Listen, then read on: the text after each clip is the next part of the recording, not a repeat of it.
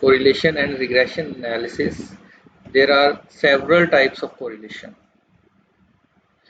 Pearson correlation coefficient एक type है, इसको आप Pearson's R भी कहते हैं. Pearson's R correlation. This measures the linear relationship between two continuous variables. दो continuous variables के दरमियान एक linear relationship measure करता है और इसकी जो रेंज है वो -1 to 1 है. It ranges from -1 to 1. Ranges from इसकी वैल्यू है R की, जो अगर हम कोरिलेशन कोएफिशिएंट फाइंड करें तो उसकी रेंज -1 to 1 है. और -1 जो है वो परफेक्ट नेगेटिव लीनियर रिलेशनशिप को शो करता है. ये उसका जो रिलेशनशिप है वो परफेक्ट है लेकिन रिवर्स है, नेगेटिव है. एक बढ़ने से दूसरा कम हो रहा है, एक कम होने से दूसरा बढ़ रहा है. तो एग्जैक्टली परफेक्ट पॉजिटिव कोरिलेशन, उसकी अगर R कोरिलेशन कोएफिशिएंट की वैल्यू +1 आती है तो इससे मुराद है पॉजिटिव लीनियर रिलेशनशिप परफेक्ट है. और 0 फॉर नो लीनियर रिलेशनशिप. याद रहे कोरिलेशन जो है एक लीनियर रिलेशनशिप का नाम है और इसकी रेंज है -1 से 1 तक है. तो 0 हो तो इसकी वैल्यू अगर 0 है तो उसका मतलब कि लीनियर रिलेशनशिप दो वेरिएबल्स के अंदर एग्जिस्ट नहीं करता और जो वेरिएबल्स हैं वो कंटिन्यूस होना ज़रूरी है, या इंटरवल में हो या वो रेशियो में हो. तो ये दो कंटिन्यूस वेरिएबल्स की बात हो रही है. स्पेयर आगे कुछ और भी टाइप्स हैं, जैसे रैंक कोरिलेशन होती है, स्पेयरमैन्स रैंक कोरिलेशन है. और हम इस लेक्चर में पहली टाइप जो है पियर्सन्स रैंक कोरिलेशन, इसको हम डिस्कस करेंगे. तो बहरहाल मुख्तलिफ कोरिलेशंस भी हैं, जैसे ये कंडाल कोरिलेशन कोएफिशिएंट है, इस तरह point by serial correlation coefficient है, ठीक है, इस तरह फाई कोएफिशिएंट है. और ये डिफरेंट टाइप्स हैं वेरिएबल्स की, डिफरेंट कंडीशंस होती हैं और उसके मुताबिक फिर कोरिलेशन कोएफिशिएंट बदल जाता है. तो आज के टॉपिक में हम जो फर्स्ट टाइप है उसको स्टडी करना है. कोरिलेशन एनालिसिस क्या होता है? Correlation analysis is statistical method. ये कोई एक स्टैटिस्टिकल मेथड है used to measure used to measure relationship और एसोसिएशन किनके दरमियान, बिटवीन टू कंटीन्यूअस वेरिएबल्स. दो वेरिएबल्स के दरमियान एक एसोसिएशन को मेजर करने का नाम है. उस स्टैटिस्टिकल टेक्निक, स्टैटिस्टिकल मेथड को हम कोरिलेशन एनालिसिस कहते हैं. It helps to determine the strength और direction of the relationship between variables, including how changes in one variable are related to change in other. एक वेरिएबल के change करने से दूसरे में क्या चेंज आ रही है उसको स्टडी करने का नाम कोरिलेशन एनालिसिस है. The main goal of correlation analysis is to quantify, basically वो जो रिलेशनशिप एग्जिस्ट कर रहा है उसको क्वांटिफाई करना मकसद होता है. कितना रिलेशन है, कितना एक वेरिएबल चेंज करने से दूसरा चेंज हो रहा है. Quantify the degree of association between variables using correlation coefficient, यानी ये इसका मकसद है, इसको क्वांटिफाई करना. These coefficients provide a numerical value that includes the strength and direction of the relationship. एक तो वो हमें उसकी स्ट्रेंथ बताता है, वैल्यू जितनी 1 के क्लोज होगी उतना उसका लीनियर रिलेशनशिप जो है वो स्ट्रॉन्ग होगा. और साइन जो है नेगेटिव हो तो होगा नेगेटिव कोरिलेशन. तो एक बढ़ने से दूसरा कम हो रहा होगा, एक वेरिएबल कम होने से दूसरा बढ़ रहा होगा. तो ये रिवर्स कोरिलेशन है, नेगेटिव कोरिलेशन. इसकी वैल्यू नेगेटिव आती है कोरिलेशन कोएफिशिएंट. और अगर पॉजिटिव हो तो वो डायरेक्शन उसकी पॉजिटिव होगी, यानी एक बढ़ने से वेरिएबल दूसरा भी बढ़ रहा है. The most commonly use correlation coefficients is Pearson's correlation coefficient. यही जो हम स्टडी करने जा रहे हैं यही ज़्यादा कॉमनली यूज हो रहा है. विच measures the linear relationship between continuous variables. ये बार बार बात आ रही है कि ये कंटीन्यूअस वेरिएबल्स को, दो कंटीन्यूअस वेरिएबल्स के दरमियान लीनियर रिलेशनशिप होता है। The usual first step is to plot the data in scatter diagram। सबसे पहला अमल ये होता है कि आप इसका स्कैटर प्लॉट करें। दो वेरिएबल्स के दरमियान ये देखना हो कि इनके दरमियान क्या लीनियर रिलेशनशिप है या नहीं है, तो उसका पहले आप इसका एक प्लॉट कर लेते हैं और उसे आप स्कैटर प्लॉट कहते हैं। ठीक है, आप एक्सेल यूज़ कर लें स्कैटर प्लॉट बनाने के लिए, तो कोई भी आप सॉफ्टवेयर यूज़ कर सकते हो, मिनीटैब यूज़ कर सकते हैं।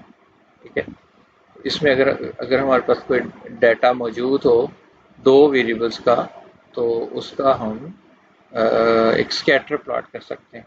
लेट्स से कि यहाँ से अगर हम, बल्कि जैसे कोई क्वेश्चन आता है तो उसका डाटा लेकर हम उसका स्कैटर प्लॉट कर लेंगे। तो अभी फिल वक्त इसको देखते हैं, मज़ीद आगे बढ़ते हैं। फिर ये स्कैटर, ये अभी ये मिनी टाइप पर बना हुआ है, scatter plot of solved versus copiers। Correlation coefficient originated by Carl Pearson about 1900। ये उसका नाम है कार्ल पियर्सन। उसका नाम की वजह से ये पियर्सन्स कोरिलेशन कोएफिशिएंट कहलाता है। The correlation coefficient describes the strength of relationship between two sets of, ये देखिए आ गया, इंटरवल स्केल्ड और रेशियो स्केल्ड। जो कंटिन्यूस होता है वो दो टाइप्स होती हैं उसकी, या वो इंटरवल स्केल होता है या वो रेशियो स्केल होता है। और इसको समझने के लिए एक वीडियो लेक्चर है मेरा, इंटरवल स्केल और ये मेजरमेंट ऑफ स्केल के नाम से एक वीडियो लेक्चर है, उसको आप सुन सकते हैं। तो उस पर इसमें डिटेल दी हुई है।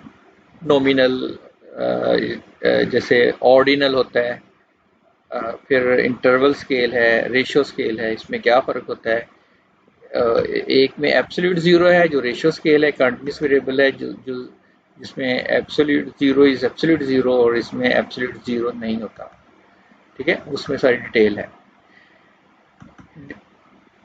डेजिग्नेटेड आर से लिखा जाता है जी, आर से। ये सैंपल कोरिलेशन जो है वो आर से, और जो पॉपुलेशन कोरिलेशन है उसको रो के साथ, ग्रीक लेटर्स रो के साथ लिखा जाता है। It is often refer to as Pearson's r and as the Pearson's product moment correlation. दूसरा नाम देखो, पियर्सन्स प्रोडक्ट, ये भी नाम लिया जाता है इसका, Pearson's product moment correlation coefficient. ठीक है, ये सारा। And it can assume any value from -1 to 1 inclusive, -1 भी शामिल है और +1 भी शामिल है। अच्छा, अगर आप ग्राफ देखोगे ना तो +1 का इस तरह से आएगा कि x बढ़ने से एग्जैक्टली बढ़ रहा है y, यानी एक लाइन पर वो डॉट्स आ जाएंगे, पॉइंट्स आ जाएंगे। अगर आप स्कैटर प्लॉट करते हो ना, इस तरह से बनता है। और परफेक्ट पॉजिटिव कोरिलेशन, एक यूनिट बदलने से उसका भी यूनिट बदल रहा है, एक यूनिट x का बदलने से y का एक यूनिट उसका इंक्रीज हो रहा है। परफेक्ट पॉजिटिव कोरिलेशन इसे कहते हैं। तो नेगेटिव में एक यूनिट x का बढ़ने से उसका कम हो रहा है, जैसे एक यूनिट गिरता है या बढ़ता है इस x का, तो वो y का नीचे आ रहा है। तो ये बनता है नेगेटिव, एक लाइन पर होता है। लेकिन आप इसकी स्लोप का अंदाजा करें, स्लोप डिफरेंट हो सकती हैं, तो स्लोप को फिर स्लोप में पढ़ा जाएगा, वो रिग्रेशन में पढ़ा जाता है। यहाँ सिर्फ लीनियर में एक लाइन के अंदर प्लॉट का होना, डॉट्स का होना, पॉइंट्स का होना, वो लीनियर रिलेशन, ये कोरिलेशन होता है। और यही डिटेल बताई जा रही है। परफेक्ट पॉजिटिव कोरिलेशन माइनस में होता है तो नेगेटिव परफेक्ट है, और पॉजिटिव परफेक्ट है, इसी को वो डिटेल में वो ले गया है। हाँ, इनके इन बिटवीन होगा। अगर आप -1 के दरमियान 0 कर लें, 0 का उधर नो कोरिलेशन होता है। और अगर आप इस तरह से 3 हिस्से कर लें, अगर आप यहाँ चेक करें, 0 से +1 की तरफ अगर मैं जाऊँ जितना वो 0.5 के करीब जाता जाएगा वो मॉडरेट होता जाएगा कोरिलेशन, कोरिलेशन इज मॉडरेट। और अगर वो यूँ कह लें कि 0.25 के करीब है तो वो वीक कोरिलेशन, ऐसे आस्ते आस्ते बढ़ता जाएगा तो वो मॉडरेट होगा, मॉडरेट से वो स्ट्रॉन्ग होता जाएगा, यानी 0.8 0.9 वो इस तरह से 1 परफेक्ट हो जाता है। और सेम माइनस साइड पर भी होगा, तो जैसे ये वैल्यू -1 को अप्रोच करती जाएगी तो वो परफेक्ट की तरफ जाते जाएंगे, और जैसे जैसे वो -0.5 वो मॉडरेट, और इससे 0 और 0.5 के जो सेंटर में आ रही होगी वैल्यू वो वीक, इस तरह स्ट्रॉन्ग की तरफ बढ़ता जाएगा, यानी गेज लग जाती है, गेज बन जाती है इसमें, ठीक है।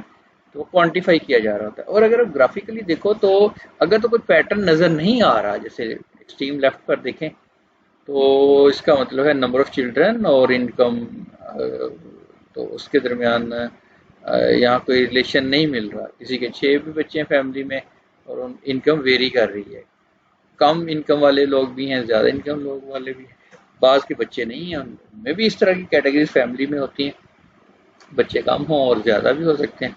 तो यहाँ कोई रिलेशनशिप नहीं एग्जिस्ट कर रहा है कि बच्चे और उनकी इनकम, फैमिली की इनकम, तो यहाँ कोई पैटर्न नज़र नहीं आ रहा ना। तो इस तरह यहाँ अगर हम कोरिलेशन फाइंड करेंगे इस डाटा का तो वो ज़ीरो आएगा, no correlation between income and number of children.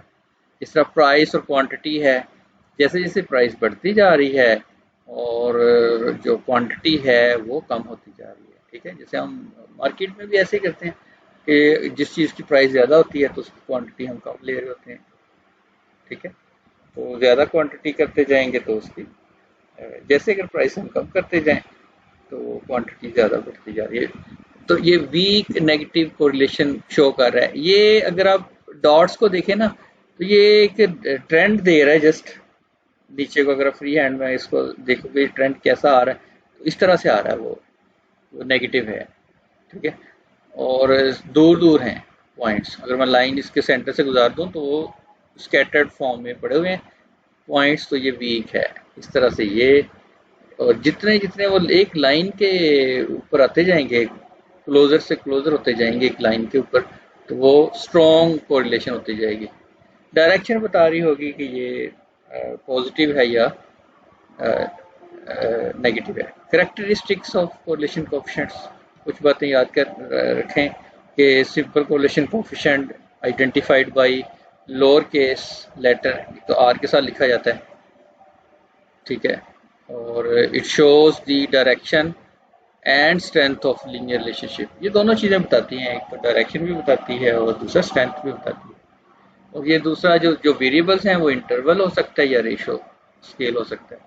Range इसकी -1 से 1 है, अगर वैल्यू 0 है तो हम कहेंगे कि उसके अंदर कोई कोरिलेशन नहीं है। 0 indicates there is little linear correlation, value near, ठीक है, नियर का उसने जितना उसके करीब वैल्यू होगी तो हम कहेंगे कि वो कम है, रिलेशन कम है, लीनियर रिलेशन कम है उसका। और जैसे वैल्यू 1 के ज़्यादा करीब होती जाएगी तो वो हम कहेंगे कि ये एक तो अच्छा, ये दूसरा प्लस हो तो डायरेक्ट, डायरेक्ट और पॉजिटिव लीनियर रिलेशन, ठीक है, डायरेक्ट या पॉजिटिव लीनियर। और अगर वो माइनस है तो हम कहेंगे इनवर्स आर नेगेटिव लीनियर है, इनवर्स आर नेगेटिव, ये फर्क है। ये डाटा मैं कहना चाह रहा था, अगर ये डाटा मैं एक्सेल पर ले जाऊं, लाइक ऐसे मैं ले गया और इसका अगर मैंने प्लॉट ड्रा करना है, स्कैटर प्लॉट, वो मैं बता रहा था, इंसर्ट में जाएं और यहाँ देखें ये प्लॉट का एक आइकॉन बना हुआ है, स्कैटर लिखा हुआ है। तो ये अगर मैं ये फर्स्ट वाला, ये देखो एग्जैक्ट परफेक्ट आ रहा है इसका, एक यूनिट बदलने से दूसरा यूनिट चेंज हो रहा है। इसमें ऐड भी कर सकते हो, ट्रेंड ऐड कर लें, ये देखो ट्रेंड लाइन आप ऐड कर सकते हैं, ये एग्जैक्ट उस लाइन के ऊपर आ रहा है, ठीक है। तो बाकी फीचर्स भी इसमें ऐड किए जा सकते हैं। इस तरह से हम इसे कहते हैं स्कैटर प्लॉट,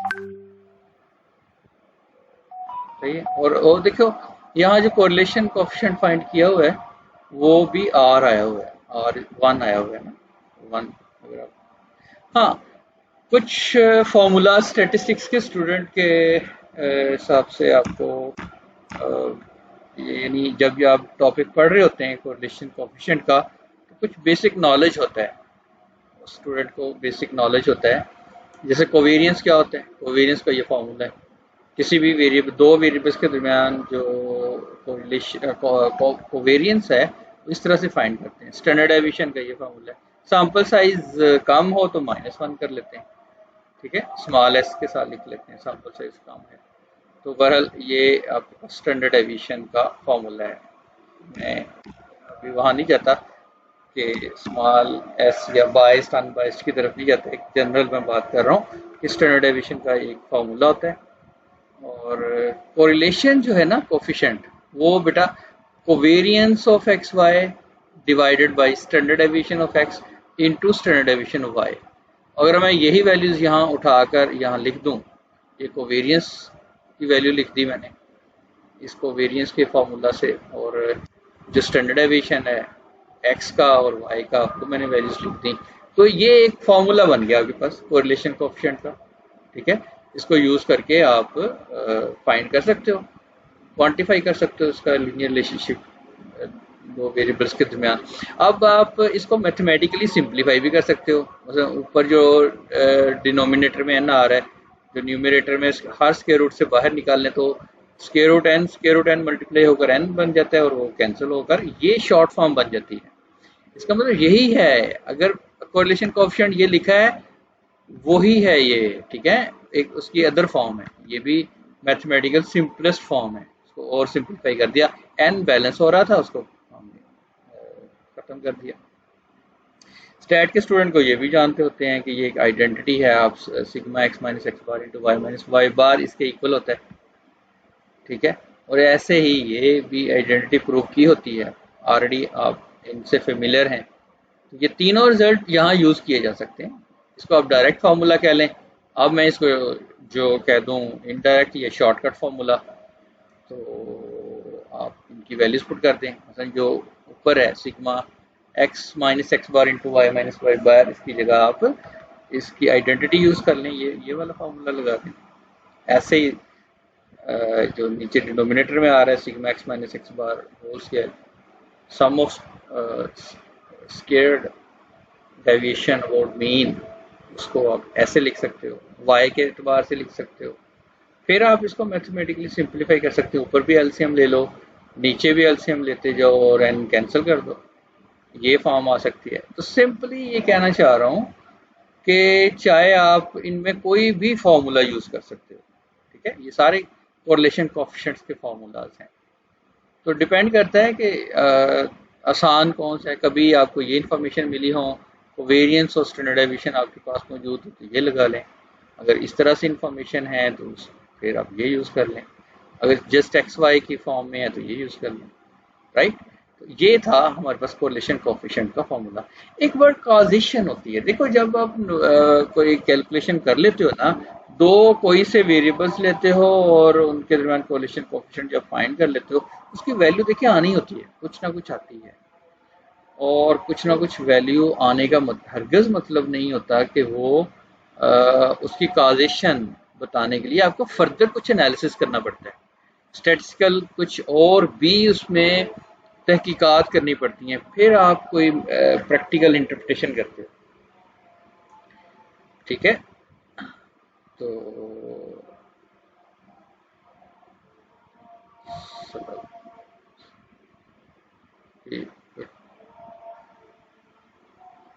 अजान हो रही है तो वक्फा कर लें।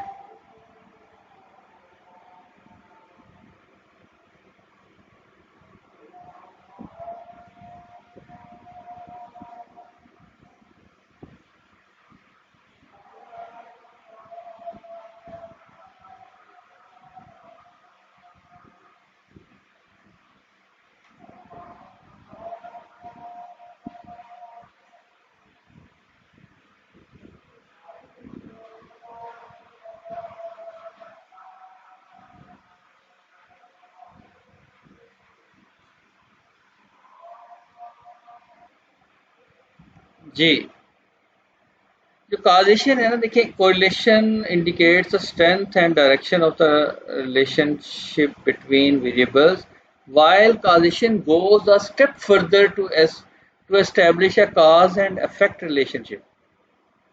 यानी मजीद हमें कुछ और इन्वेस्टिगेशन चाहिए होती है, ठीक है, उसकी वजह ढूंढने के लिए कि क्या इन दोनों के दरमियान वाकई रिलेशन एग्जिस्ट कर रहा है कि नहीं कर रहा, ठीक है। तो ये चीज़ें देखने के लिए फिर हमें और भी तहकीकात करनी पड़ती है। तो correlation can suggest a potential relationship but further investigation is needed to establish causation. उसकी वजह ढूंढने के लिए हमें कुछ और भी एनालिसिस करना पड़ता है, और काज एंड इफेक्ट डायग्राम, फिर उसका एनालिसिस और पीसीए फैक्टर एनालिसिस और बहुत सारी चीज़ें मौजूद होती हैं, ठीक है, यानी और तहकीक करनी पड़ती है। It is important to exercise causation when interpreting correlation results and avoid making casual claims solely based on correlation. Correlation की बेस के ऊपर या रिजल्ट के ऊपर आप उसकी कोई इंटरप्रिटेशन नहीं कर सकते, प्रैक्टिकली इंटरप्रिटेशन नहीं दी जा सकती। It is important to note that a correlation does not imply causation, even if a correlation is found to be statistically significant. Further analysis and investigations are needed to establish a causal relationship between the variables. Testing अब एक topic होता है कि ये check करना कि correlation significant है या नहीं है। Testing the significance of correlation coefficient involves determining whether the observed correlation in sample is statistical significant. उसकी सिग्निफिकेंस चेक की जाती है, यानी हाइपोथेसिस टेस्टिंग की जाती है, unlikely to have occurred by chance, या कि वो जो वैल्यू आई है वो सिग्निफिकेंट है या कि नहीं है। देखें जो पॉपुलेशन कोरिलेशन है उसको रो के साथ लिखा जाता है, ये साइन है, ठीक है, रो का साइन आपको इसमें मिल जाएगा वर्ड में। अगर आप जाएं इंसर्ट और इक्वेशन से आप ये देखें, यहाँ से आपको ये साइन मिल गया ना, रो का साइन इस तरह से मिल जाता है हमें, ठीक है। तो to test the significance of correlation coefficients the following steps are typically followed. कुछ स्टेप्स हैं, अब फॉलो भी करेंगे क्वेश्चन करते हुए। तो क्या होता है कि पहले आप उसको स्टेटमेंट बनाएं, नल हाइपोथेसिस है या अल्टरनेटिव हाइपोथेसिस है। इससे पहले आपने हाइपोथेसिस टेस्टिंग पढ़ा होगा, पॉपुलेशन मीन, पॉपुलेशन प्रोपोर्शन, तो बिल्कुल वही स्टेप्स हैं। एक तो पहले आपने स्टेट करना होता है हाइपोथेसिस को, ठीक है, नल और अल्टरनेटिव, फिर आपने लेवल ऑफ सिग्निफिकेंस का बताना होता है, वो 5% यूजुअली होता है या 1% होता है या 10% होता है, और फिर टेस्ट स्टैटिस्टिक अप्लाई किया जाता है। जैसे कोरिलेशन कोएफिशिएंट में टी टेस्ट लगता है, ठीक है, और जो रिग्रेशन कोरिलेशन कोएफिशिएंट है उसमें भी टी टेस्ट लगता है। ये है जी फार्मूला, जो टी कैलकुलेटेड हम लेते हैं ना, तो ये फार्मूला लगाना है हमें। आर वही जो कोरिलेशन कोएफिशिएंट है, एन से मुराद है जो सैंपल साइज है, जो पेयर्ड वैल्यूज हैं, यानी एक वैल्यू एक्स की होगी, एक वाई की होगी, वो एक मिला के एक n1 हो जाएगा, फिर 2 3 जितनी वैल्यूज होंगी। जैसे यहाँ जो दी है ना वैल्यू, ये 6 वैल्यूज हैं, चेक कर लें, ये हमारे पास 6 वैल्यूज हैं, ठीक है ना, हाँ ये 6 वैल्यूज, तो n6 है। तो जो पेयर्ड वैल्यूज हैं उसको देखा जाता है, ठीक है, पेयर्ड वैल्यूज को, तो वो n मुराद होता है। याद रखें फार्मूला क्या है, r इंटू n-1 और ये n-2। n-2 क्यों है, ये डिग्रीज ऑफ फ्रीडम है यहाँ, क्योंकि जो कोरिलेशन कोएफिशिएंट है ना उसमें यूँ कह लें कि ये n-2 degrees of freedom use होती है, ठीक है। यहाँ n-2 दो पैरामीटर एस्टिमेट हो चुके होते हैं, इसलिए n-2 डिग्रीज ऑफ फ्रीडम। पर अभी हम आगे चलते हैं। Determine the critical values. Critical values यानी डिसीजन लेने के लिए ना दो रूल्स होते हैं, या तो वो क्रिटिकल वैल्यू अप्रोच होती है या पी वैल्यू अप्रोच होती है। तो इसको भी मैं आपको टेबल, हाँ ये देखिए टेबल के फॉर्म में मैं समझाने की कोशिश करता हूँ कि पहला स्टेप होता है कि हाइपोथेसिस डिज़ाइन करें H0 और H1, तो पॉपुलेशन कोरिलेशन जो है वो कितनी है, यानी वो हमने रो नॉट कह दिया, जैसे म्यू म्यू नॉट लिखते होते थे। तो एक ये पॉसिबिलिटी होती है। ट्राइकोटमी प्रॉपर्टी लगती है नंबर्स में, एक लेस आर इक्वल उसका उलट होगा ग्रेटर देन, एक ग्रेटर आर इक्वल उसका उलट होगा लेस देन, और या इक्वल है तो उसका उलट होता है नॉट इक्वल। अब हमारी मर्जी कि हमने ये अगर साबित करना हो तो रो जीरो, तो हम इसको जीरो साइन कर लेंगे, जैसे जो क्वेश्चन आ रहा है आगे जीरो उसको प्रूव करना है, तो यहाँ हम रो नॉट जो है ना वो जीरो कर लेंगे। ये था बेसिकली फार्मूला आर माइनस, जैसे हम लिखते थे x bar minus mu divide by sigma over square root n, बिल्कुल वही चीज है।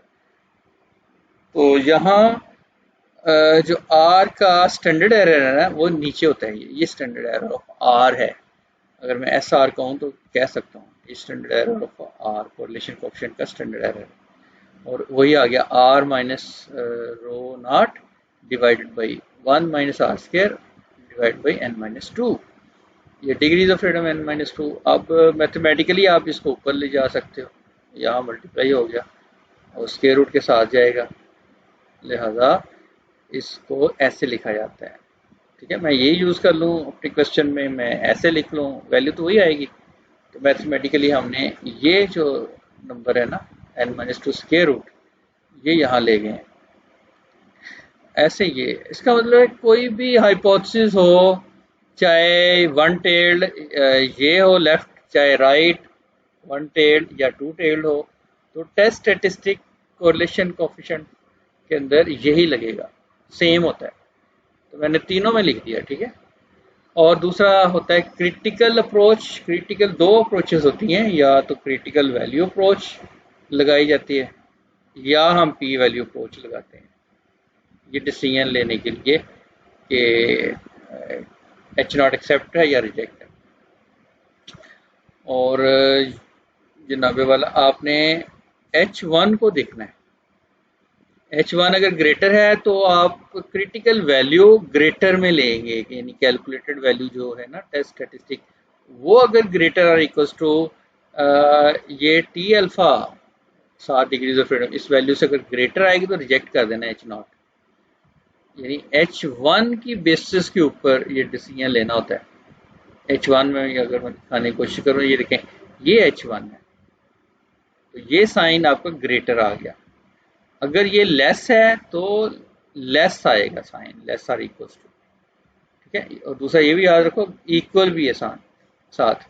और अगर ये हाइपोथेसिस टेस्टिंग में पढ़ा भी होगा आपने, ये अगर अनइक्वल है तो फिर ये एब्सोल्यूट वैल्यू को देखा जाता है, ये टी अल्फा बाई 2, ठीक है। फिर ये क्रिटिकल वैल्यू अप्रोच है।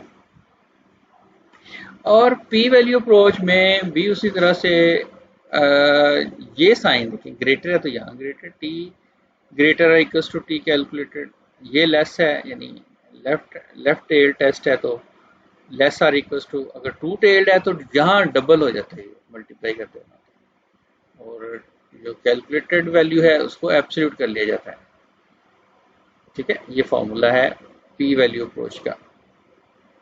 इसकी इंटरप्रिटेशन देखो कि जो पी वैल्यू और जो वैल्यू होती है ना क्रिटिकल वैल्यू, वो अल्फा पे डिपेंड कर रही होती है।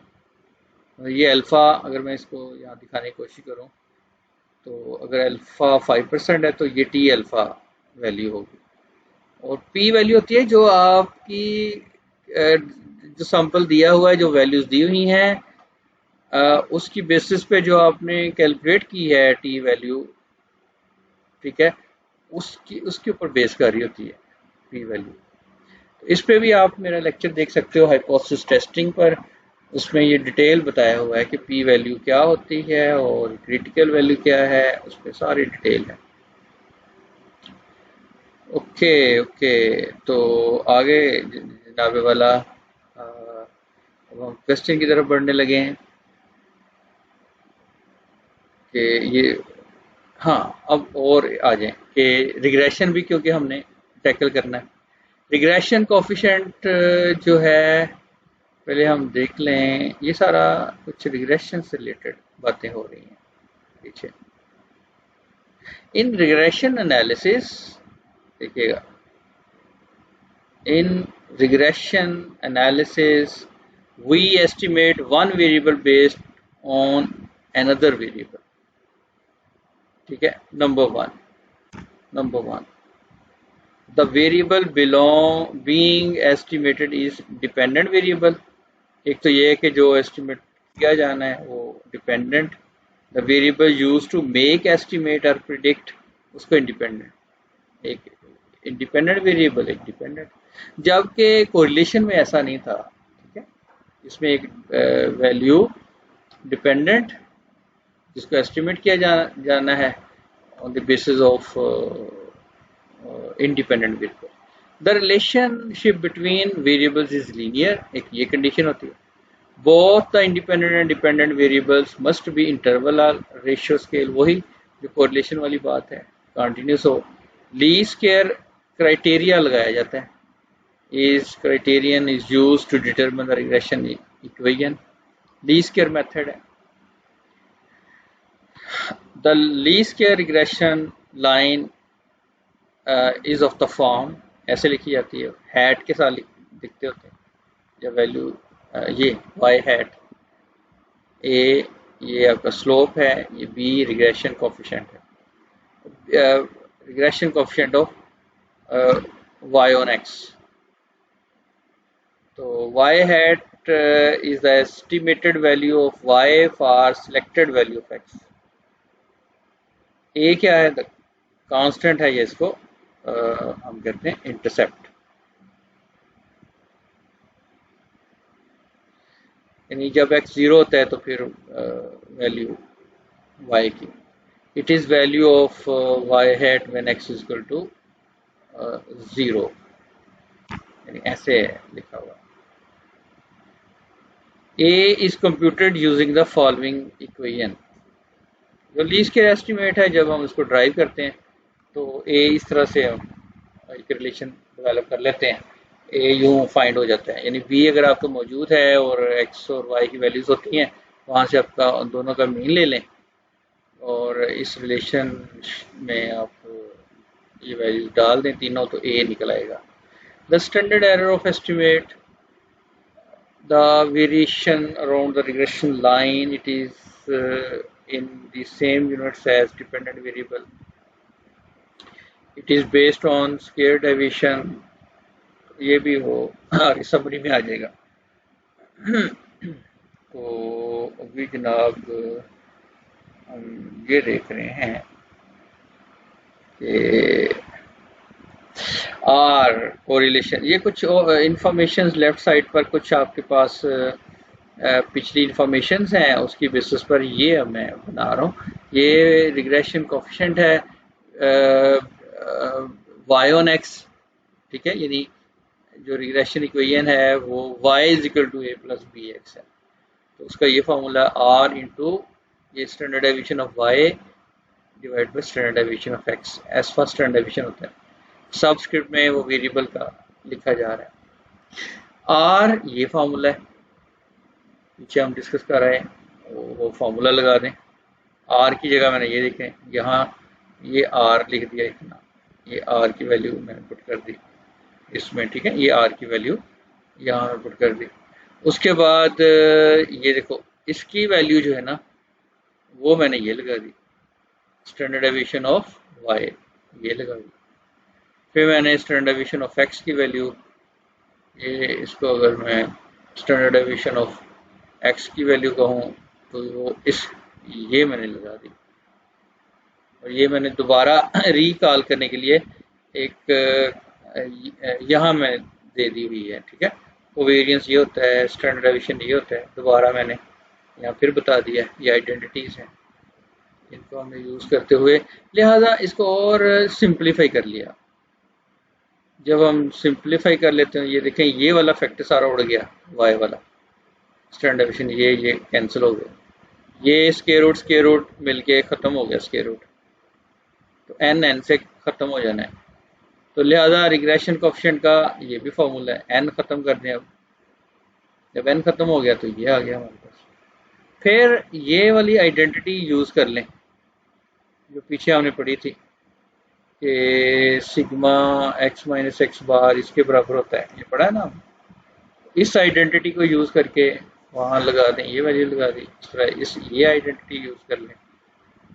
ओके, तो b का हमें फिर एक फॉर्मूला मिल गया जनाबे वाला, ये वाला फॉर्मूला।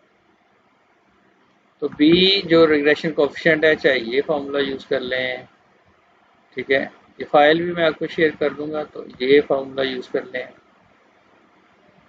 ओके, या अगर आपके पास देखो ये r है मौजूद, s ये दोनों मौजूद हैं, x और y के s मौजूद हैं, तो ये फॉर्मूला यूज करना है। तो डिपेंड करता है कि आपके पास अवेलेबल चीज़ें क्या हैं, तो आपने क्या फाइंड करना है। या b आ जाए तो ये फार्मूला अप्लाई कर दें a फाइंड करने के लिए। और यहाँ मैं बता रहा हूँ रेजिड्यूल, एरर होता है, एरर या रेजिड्यूल e के साथ लिखा, y माइनस वाई हैट होता है। और सम ऑफ स्केयर ऑफ रेजिड्यूल इस तरह लिखते हैं, स्केयर कर लें रेजिड्यूल का और फिर सम कर लें, ये फार्मूला है। MSE कहते हैं मीन, जब इसका स्टैंडर्ड एरर का मीन ले लेना तो उसे कहते हैं MSE, मीन स्केयर एरर। ये बड़ी टर्म बोली जाती है, मीन स्केयर एरर। तो इसको डिग्रीज ऑफ फ्रीडम से डिवाइड कर दें एरर सम ऑफ स्केयर को, तो वो बन जाता है mean sum of square, mean square error, mean square error कहा जाता है।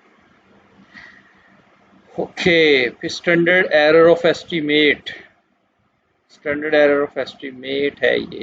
अगर स्क्वायर रूट कर लो ना, स्टैंडर्ड डेविएशन जैसे होता है, स्टैंडर्ड एरर किसी भी स्टैटिस्टिक का स्टैंडर्ड डेविएशन स्टैंडर्ड एरर कहलाता है। तो स्क्वायर रूट ले लें, ठीक है, वो मीन स्क्वायर एरर का स्क्वायर रूट कर लें तो स्टैंडर्ड एरर ऑफ एस्टीमेट है।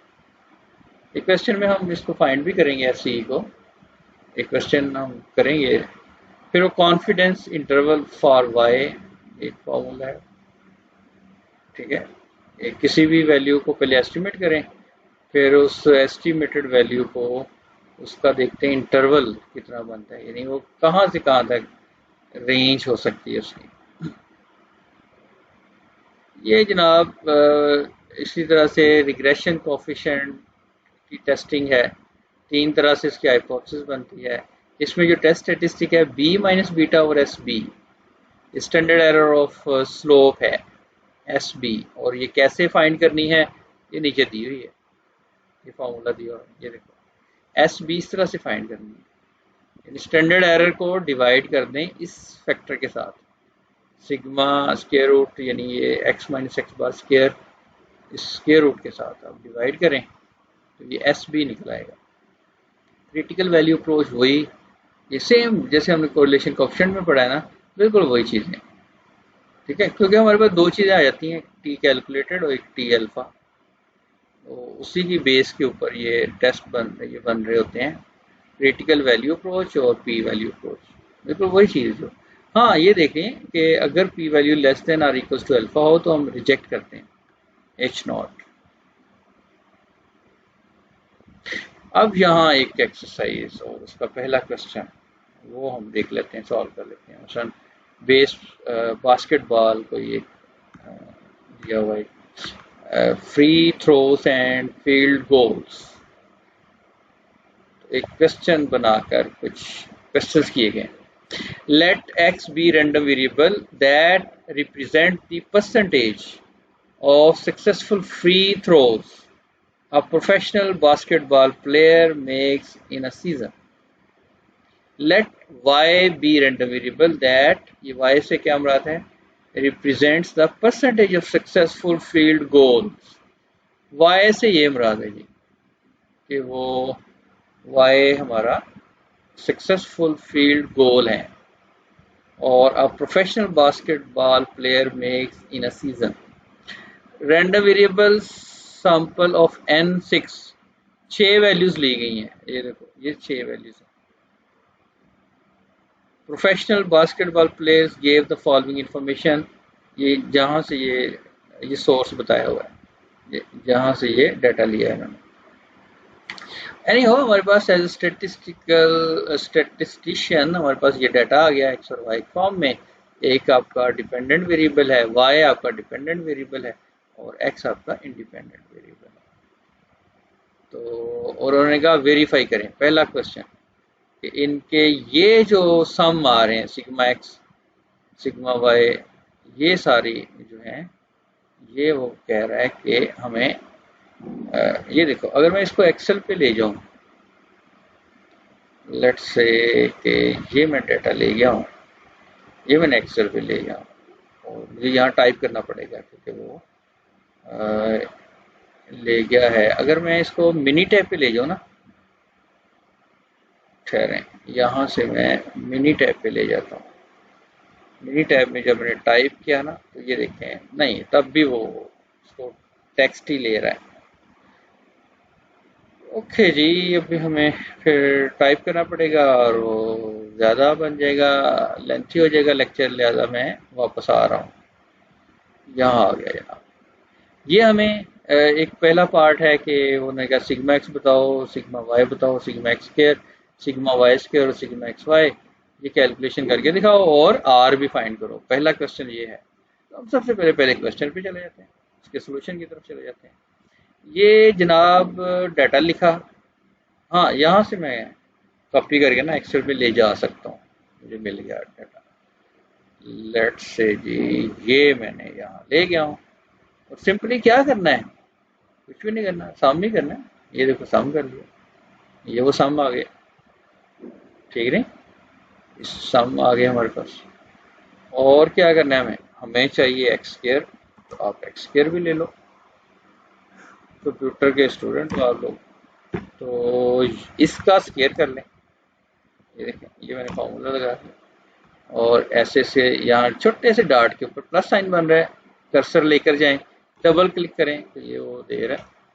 फिर आप इसको वाई स्क्वायर कर लें, वाई स्क्वायर भी इसी तरह ये हैट साइन लगा कर इसका स्क्वायर लिखें और फिर वो डबल क्लिक करें। फिर आप करते हैं एक्स वाई, यानी प्रोडक्ट लेनी है, इसको मल्टीप्लाई कर रहे हैं, मल्टीप्लाई स्टेरिक साइन लगाएंगे यहाँ, ये स्टेरिक साइन और ये वाई, ठीक है। ये आंसर आ गया, एक आंसर दे देगा, बाकी आपने कॉपी कर लेना होता है। और इन सब का सम, ये आप सम ले लें, ये देखो जनाब यूं सम आ गए। और क्या करना है हमें, ठीक है, यूं सम आ गया हमारे पास। इसी टेबल को यहाँ से उठा के ये हम ले गए, फॉर्मेटिंग कर दी है बस, और क्या करना है। और अगर आप एग्जाम में बैठे हो फिर आप कैलकुलेटर पे को चलाएं, ठीक है, कैलकुलेटर आना चाहिए आपको अच्छी तरह, जल्दी से इस्तेमाल करना आना चाहिए। ये आगे जनाब हमारी जो वेरीफाई कर दिया। फिर उसने कहा कोरिलेशन कोएफिशिएंट बताएं, पहले हमने लिखा हुआ है फार्मूला, तो वो फार्मूला बना लिख लिया हमने। ये सारी इंफॉर्मेशन है, एन का पता है, एन कितना है वाला 6 होता है, एन दिया हुआ है, एन 6 है, एन इस्तेमाल करें, एन 6, ठीक है। ये सारी यहाँ हमने वैल्यूज पास कर देनी है, वैल्यू लिख दो और हल कर लो कैलकुलेटर से, और क्या करना है। ये आंसर आ गया। तो आप देखोगे जो वो हमसे डिमांड कर रहा था ना कि वेरीफाई करो, वही रिजल्ट आए हैं, सेम वही रिजल्ट आए हुए हैं। ये देखो ना, आर ये अब अप्रोक्सीमेटेड इसलिए लिखा है कि वो उसको राउंड ऑफ किया है बस, 3 डेसिमल प्लेस तक राउंड ऑफ, 384.784, देखो वही आया होगा 0.784, हाँ 0.784 वही आया होगा, ठीक है, अप्रोक्सीमेटेड वैल्यू। तो इसको भी आप अप्रोक्सीमेटेड भी लिख सकते हो जनाब। अगर आपके जहन में आ रहा है कि मैंने नहीं लिखा, तो मैं इधर से वो साइन ले लेता हूँ, ये लो, ये कर लिया हमने, साइन इक्वल साइन ले लिया, और ये अप्रोक्सीमेटली इक्वल का साइन होता है। रो का फॉर्मूला उसने कहा use 5% level of significance to test the claim rho greater than 0। Okay, ये हमने जनाब हाइपोथेसिस डिजाइन कर ली, अल्फा उन्होंने कहा 5% लेना है, खुद ही बताया उसने, ना बताया हो तो भी हमने 5% ले लेना होता है, ये इजाजत है। आर पीछे कैलकुलेट किया, अभी कैलकुलेट किया, वो गिवन इंफॉर्मेशन है, एन का भी पता है which is again given information. ये हमें स्टेटिस्टिकल जो टेस्ट स्टेटिस्टिक है उसका भी हमें पता है, ये फार्मूला, उसमें वैल्यूज पास करके ये आंसर आ गया। टी कैलकुलेटेड का आंसर इस तरह से मिल गया। कंक्लूड कैसे करना है, डिग्रीज ऑफ फ्रीडम ढूंढो जरा, n-2 डिग्रीज ऑफ फ्रीडम 4 आ गई। क्रिटिकल वैल्यू अप्रोच में क्या होता है, ये T alpha 60 degrees of freedom, alpha 5% है और 4 उसकी डिग्रीज ऑफ फ्रीडम। और टेबल देखें, स्टेट्स के टेबल होते हैं, पेपर में दे दिया जाता है, आपको प्रोवाइड कर दिया जाता है। तो ये वन टेल टेस्ट के अंदर आपने देखना है कि 0.05, ये 0.05 वाला सेकंड कॉलम, और ये डिग्रीज ऑफ फ्रीडम 4, 2.132, ये आ गया 2.132। अब हम कंपेयर करेंगे कैलकुलेटेड के साथ इस टी कैलकुलेटेड वैल्यू को। तो देखो ये टी कैलकुलेटेड 2.53 है, ये 2.13 है, चाहे थोड़ी कम है तो कम, तो लिहाजा ये बढ़ गई। अगर ये बढ़ गई तो रिजेक्ट कर देंगे, H not is rejected, this implies H not is rejected. H not क्या था, रो क्या था बोला, रो रो रो रो लेस आर इक्वल्स टू, ये देखो रो लेस आर इक्वल्स टू, ये एच नॉट थी, ये रिजेक्ट होगी। तो रिजेक्ट होगी का मतलब है कि एच वन एक्सेप्ट होगी, तो आप एच वन एक्सेप्टेड कर लिख देंगे और लिख देंगे that is rho greater than 0। मतलब हुआ कि रिलेशनशिप एग्जिस्ट कर रहा है जनाब एक्स और वाई के दरमियान, ये 0 से बड़ी वैल्यू है, ठीक है, जो वैल्यू हमें मिली है ना वो 0 से बड़ी है। ये टेस्ट हुआ, सिग्निफिकेंटली टेस्ट कर दिया, स्टैटिस्टिकली टेस्ट लगा दिया। अब एक सी पार्ट है, क्वेश्चन पे चले जाएं, या मैंने सी जो इसका पार्ट है वो मैंने, और ये देख लेते हैं उसने क्या पूछा है सी पार्ट में। क्वेश्चन देखते हैं जनाब, सी पार्ट में ये पूछा है, क्या पूछा है, स्टैंडर्ड एरर एस्टिमेट बताओ, ए बताओ, लो रिग्रेशन कोएफिशिएंट बताओ, फिर मीन बताओ। ये कुछ चीज़ें उसने अच्छा किया कैलकुलेट करके हमें दे दी और कहा वेरीफाई करो, ताकि हम जो फार्मूला लगाएं वो भी वेरीफाई हो जाएगा कि हम फार्मूला सही लगा रहे हैं कि नहीं लगा रहे। ठीक है, तो ये याद रखो, 2.6964 है, 16.542 है, ये इशारिया 4117 है, ये 73.167 है। तो इस पर हम जा रहे हैं जनाब सी पार्ट करने, आ जाए साथ साथ मेरे। ये आ गया सी पार्ट, और सिंपल एक्स बार निकालो, जो जरूरी नहीं होता कि हमने ये पहले फाइंड करना है, सारी बेसिकली हम इस पार्ट में सारी फाइंड करना चाह रहे हैं। ठीक है, पहले मीन इन्होंने निकाल लिया, आ गया, ये राउंड ऑफ की वजह से करली साइन लगा दिया कि अप्रोक्सीमेटली इक्वल्स टू 6 से जब ये डिवाइड हो रहा है तो वो 173.1666 इस तरह से आ रहा है, तो इस वजह से हो रहा है, क्योंकि जब 1/6 होता है ना तो वो 0.1666 इस तरह से होती है वैल्यू। मैं दिखाऊँ आपको, अगर मैं डिवाइड, देखो 1 2 3 4 5, जब आप 6 से डिवाइड करते हो ना तो देखो इसको मैंने 6 से डिवाइड किया, 1/6 कर लिया पॉइंट, अब ये राउंड ऑफ हुआ है इस वजह से ये 7 उसने दिखा दिया। जैसे मैं इसको बढ़ाता जाऊंगा तो ये 7 साहब आगे चले जाएंगे, तो 0.666 इस तरह चल रहा है। अगर मैं 2 3 से डिवाइड करूं तो ये आ रहा है 0.33, यानी यूं बनता जा रहा है, 3/6.5 यानी 1/2 बन जाता है। तो समझ गया, तो इसका मतलब ये जो बता रहा है, आसार बता रहे हैं कि ये 73 सही 1/6 इसका जवाब मिला हुआ है। तो बी का फॉर्मूला ये है, ये भी हमने इसी लेक्चर में देखा हुआ है, ये वाला फार्मूला, ये सारी इंफॉर्मेशन है, sigma X Y, sigma X, sigma Y, बल्कि इस यहाँ लिख देना चाहिए था, वो सारी इंफॉर्मेशन जो शुरू में दी हुई है ना वो यहाँ भी हम इस पार्ट करने के लिए लिख सकते हैं, लेकिन टाइम बचाना चाहिए जब आप पेपर कर रहे होते हो, तो आप जल्दी जल्दी इसकी वैल्यूज यहाँ से पिक करें और यहाँ पुट करें और फटाफट कैलकुलेटर से सॉल्व करें और ये आंसर ले लें। कैलकुलेटर में स्किल बहुत होनी चाहिए आपको स्टैट का सवाल करने के लिए ना, यानी आप बार बार ना लिखें, एक बार टाइप करें और इंश्योर हो आपका कि मैंने ठीक लिखा, इतनी प्रैक्टिस होनी चाहिए, तो वो आप टाइप करके फिर आप आंसर ले लो। ठीक है, ये आंसर आ गया, तो यही वो वेरीफाई हो रहा है। अब ये देखा था हमने कि ए इस तरह से फाइंड करते हैं, वाई बार माइनस बी एक्स बार। आपको ये गिवन है, एन भी गिवन है, सिग्मा एक्स सिग्मा वाई भी गिवन है, बी की वैल्यू हमारे पास आ चुकी है, ये बी आ चुका है जनाब। इस बी की वैल्यू को अब फर्दर यूज करेंगे। 0.4117 याद रखिएगा, ये ए आ गया 16.542। ओके, ये भी हुआ। अब वाई हैट कहलाता है जब हम एस्टिमेट कर लेते हैं, ए की वैल्यू लगा दी यहाँ और बी की वैल्यू लगा दें और एक्स वेरिएबल इंडिपेंडेंट वेरिएबल इस फॉर्म में लिखें और ये इसको क्वालिफाई करना है, इसको वाई हैट, ठीक है। इसको कन्वोकेशन में जैसे हम ब्राउन पेन के हैट पेन लेते हैं, ये हैट पेन आ देना है, ये वैल्यू एस्टिमेट हो चुकी है। अब स्टैंडर्ड एरर ऑफ एस्टिमेट, यही फार्मूला पड़ा है पीछे, हम ये वैल्यू फाइंड करें। कैसे करेंगे अभी मैं बताता हूँ, परेशान क्यों होते हैं। ये है इक्वेशन, ये देखो ये इक्वेशन है हमारे पास, इसको ले जाएंगे डाटा के ऊपर।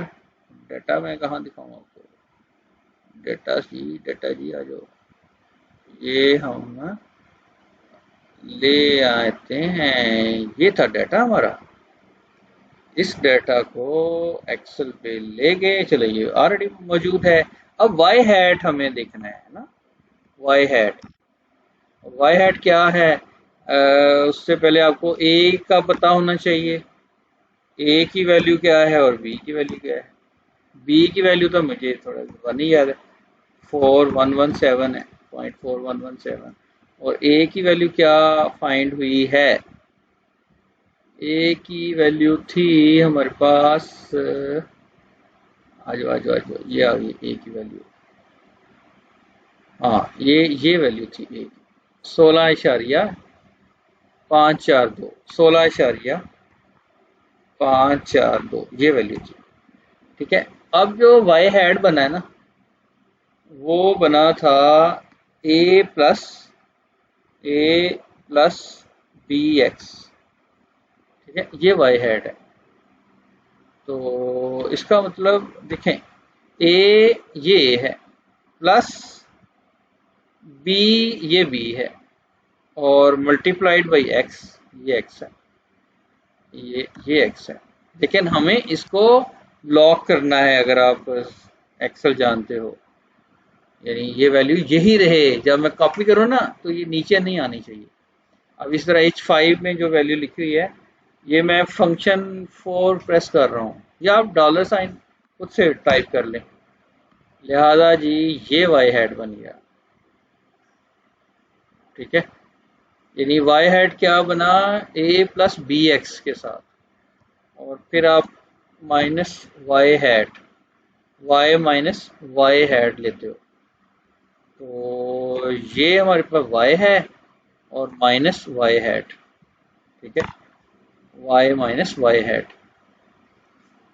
और इसका आप स्केयर करेंगे, Y minus Y hat square, Y minus Y hat square, और ये सारा कुछ आप उस पर करेंगे, क्या कहते हैं, कैलकुलेटर से, जब पेपर में करना है तो अंदाज़ा कर लें कितना टाइम लगना है, ठीक है। तो ज़्यादा टाइम लगेगा आपको कैलकुलेटर यूज़ करते हुए। अब इसका स्केयर करें आप, ये स्केयर हो गया, स्केयर का आप सम कर लें, ये आ गया 29.0825। तो ये बेसिकली हम कहना चाह रहे हैं, ठीक है। इस टेबल को आप अपनी फाइल पे ले जा सकते हो। ओके, हम यहाँ थे, ये थे हम, ये देखें, ये टेबल आ गया हमारा। इस टेबल से हमने वैल्यू फाइंड कर ली, 29.08249, यही आ गया 29.0280824, ठीक है। इसकी वैल्यू होगी n-2 4 होता है, डिवाइड करके उसका स्क्वायर रूट करें, ये आएगा। लिहाजा ये हमने साबित कर लिया कि SC वेरीफाई कर लिया, ये वैल्यू हो गई। डी पार्ट में वो कहता है कि predicted percentage y hat of successful, find the predicted value y की prediction करें जो उसका नाम दिया हुआ है, और x 70% लेना है। जो डाटा है ना वो परसेंटेज में x का भी यूनिट परसेंटेज है और y का परसेंटेज में दिया हुआ है। तो बहुत आसान, ये 70 पुट कर दो x की जगह, तो ये आपने एस्टिमेट कर लिया 45.36। ई पार्ट में वो कहता है कॉन्फिडेंस इंटरवल बताओ y का, ये फार्मूला है, याद कर लें फार्मूला, ठीक है, यहाँ मैंने लिख दिया आपको फार्मूला। ये टी वही है, टी अल्फा और डिग्रीज ऑफ फ्रीडम वाला टी है ये, ठीक है, यहाँ वैल्यूज पुट करते जाओ। अच्छा, ये क्योंकि हमारे पास data sigma X sigma Y में है तो मैंने आइडेंटिटी यूज कर ली है, वरना आप ये कैलकुलेट कर लें, अलग से कैलकुलेट कर लें, करके इसमें वैल्यूज पुट कर दो। मैंने ज़रा इस तरह से कर लिया। अब मैं वैल्यूज सारी लिख दी, ये प्रिडिक्टेड वैल्यू आ गई, ये हमारे पास 5% अल्फा के ऊपर ये वैल्यू है, और ये हमारे पास एस ई की वैल्यू आई हुई है, अभी हमने फाइंड की, और ये एन है, एक्स जो गिवन है जी 70, ठीक है, और ये एक्स बार भी निकल रहा है, सिग्मा एक्स स्क्वायर ये भी हमें मौजूद है। एक बार प्लस एक बार माइनस, ये ख्याल रखो, एक बार प्लस एक बार माइनस से हमने ये चीज़ें कैलकुलेट कर ली, तो ये हमारे पास एक आ गया इंटरवल, कॉन्फिडेंस इंटरवल मिल गया। ये क्वेश्चन था। फिर वो एफ पार्ट में कहता है use 5% level of significance test to test the claim of beta greater than 0। ले जनाब, अब बीटा के लिए सारी हाइपोथेसिस टेस्ट लगा देना है। ये H0 H1 अल्फा 5% SE, ये सारी इंफॉर्मेशन मैंने एक जगह लिख ली ताकि काम आए, ठीक है। पीछे से जो हमारे पास मौजूद है वो मैंने ये सारी इंफॉर्मेशन लिख ली। ये वो टेस्ट स्टैटिस्टिक है, B minus beta not divide by SB, यानी standard error of B। Standard error of B का जनाब ये फार्मूला है, बुक से देख लें, नेट से देख लें, ये फार्मूला है, ठीक है। इसमें वैल्यूज पास करके SB निकाल लो, फिर आप T पे चले जाओ, T कैलकुलेटर पर। B का भी पता है, बीटा नॉट यहाँ 0 है, टेस्ट आपने ना देखो 0 करना था, ये बीटा नॉट 0 है, तो वो वैल्यू लगाएं और T कैलकुलेटेड वैल्यू आपके पास आ गई है, मौजूद है, ये आ गई T कैलकुलेटेड, और ये 5% पर अल्फा 5% हो तो ये हमने वैल्यू फाइंड कर ली, ओके। और वही जो रूल होता है, क्रिटिकल वैल्यू अप्रोच लगाकर टेस्ट कर लिया, तो यहाँ भी H0 रिजेक्ट हो गया। तो बीटा ग्रेटर देन 0 का मतलब होता है कि रिग्रेशन एग्जिस्ट कर रही है, रिग्रेशन कोएफिशिएंट एग्जिस्ट कर रहा है, सिग्निफिकेंट है। अगला पार्ट है जी 90% confidence interval for beta find करना, कॉन्फिडेंस इंटरवल फाइंड करना। तो ये फार्मूला है 1 माइनस अल्फा इंटू 100%। तो ये इंफॉर्मेशन चाहिए, ठीक है, वो हमने यहाँ लिख ली। SB इतना आया हुआ है, पीछे हमने फाइंड कर लिया हुआ है, ये देखो ना, SB फाइंड किया हुआ है, B का पता है, और ये अब ये मैं लिखने लगा हूँ कि 90% कॉन्फिडेंस इंटरवल फॉर बीटा, ये जनाब बी लिखें और प्लस माइनस ये T alpha degrees of freedom वाला, और SB स्टैंडर्ड एरर। होता यही है कि यहाँ जैसे मीन x बार लिखते हो, फिर प्लस माइनस z है या T लिखा जाता है, यानी ये मार्जिन ऑफ एरर होता है, इतना स्टैंडर्ड एरर होता है। और ये अगर उसकी अगर ये वैल्यू के साथ लिख दें तो वो बन जाता है स्टैंडर्ड एरर बन जाता है। तो प्लस माइनस कर लिया तो ये हमारे पास इंटरवल आ गया, इस तरह से आ गया। इंटरप्रिटेशन देख लें एंड पर। With 90% confidence, we can say that true value of slope coefficient beta representing the change in the independent variable y for 1 unit increase in independent variable x falls within the range, यानी कि regression exist कर रहा है, ठीक है, और this means that the true relationship between x and y is expected to lie within this interval and it may or may not include zero. If the confidence interval includes zero, अगर ये zero हो जाए तो क्या होता है कि slope coefficient is not significant, statistical significant, and there is no linear relationship between x and y. ठीक है, उम्मीद है कि ये आपको regression analysis, correlation and regression analysis कुछ समझ आया होगा। तो ये क्वेश्चन के साथ कुछ चीज़ें डिस्कस हुई हैं, ठीक है, इसको आप बार बार रिपीट करें, समझें और कमेंट करें, और यहाँ अगर कोई क्वेश्चन बनता है तो आप कमेंट बॉक्स में लिख सकते हैं। ओके, इसके साथ ही अपना बहुत ख्याल रखें। अल्लाह हाफिज़।